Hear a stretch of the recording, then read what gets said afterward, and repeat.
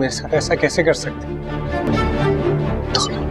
Phone करो और उनसे कहो कि मैं तुमसे मिलना चाहता हूँ। तुम उनसे कहो वकील के पास हमारे घर के डॉक्यूमेंट्स हैं। अरे तुम तो ना ही पढ़ो इस मामले में तो बेहतर है। हसरत के आने वाले एपिसोड में आप देखेंगे कि फबिया जैसे ही बेहोश होकर गिरने लगेगी तो आराम उसे उसके रूम में छोड़कर आएगा और जैसे ही वो उसे बिठा रहा होगा तो सनाया देख लेगी और ये देखकर वो इमोशनल सी होकर चली जाएगी और फिर तो आराम फबिया को कहेगा कि तुम आराम करो, मैं आता हूँ। उसके बाद वो जाकर सनाया से बात करेगा और उसे कहेगा कि मैं जानता हूँ कि तुम्हें ये सब देखकर बिल्कुल अच्छा नहीं लग रहा होगा, पर मैं भी क्या करूँ, तुम मेरी मजबूरी समझ सकती हो। वो उसे कहेगी कि अभी तक आपको यही लगता है कि मैं आपकी मजबूरी को समझूं, पर मेरे साथ क्या गुजर रही है आपको उसका बिल्कुल भी एहसास नहीं है। तो आराम यहाँ पर सनाया का हाथ पकड़ेगा और उसे कहेगा कि आज मैंने जिस तरह से भी तुमसे बात की मैं उसके लिए माफ़ी चाहता हूँ। तुम्हें मालूम है कि मैं अपने बच्चों को लेकर कितना सेंसिटिव हूँ, वो चाहे बच्चे तुमसे हों या फबिया से, पर वो हैं तो मेरे ही ना। इस पर दोस्तों वो उसे कहेगी कि आप अपने बच्चों को लेकर कितने सेंसिटिव हैं ये तो मैं जान ही चुकी थी हादी के मामले में, और तब भी जब हरीम को चोट लगी थी, इसलिए ये बातें तो कहना आप बंद ही कर दें और मेरा हाथ छोड़े, मुझे जाना है।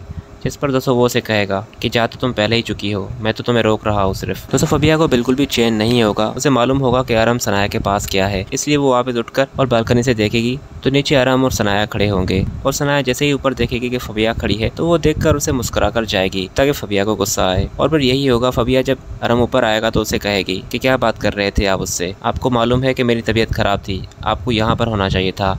तो आराम कहेगा कि वो भी मेरी बीवी है और मैं तुम्हें यहाँ पर बिठा कर गया था तो तुम बाहर क्यों आई। जैसे फबिया कहेगी कि मैं ये सब कुछ बर्दाश्त नहीं कर सकती, इस हालत में आपको मेरे पास होना चाहिए था ना कि उसके पास। अब आज फैसला कर लें, या तो आप मुझे रखें इस घर में या उसे, मैं मज़ीद उस औरत के साथ नहीं रह सकती।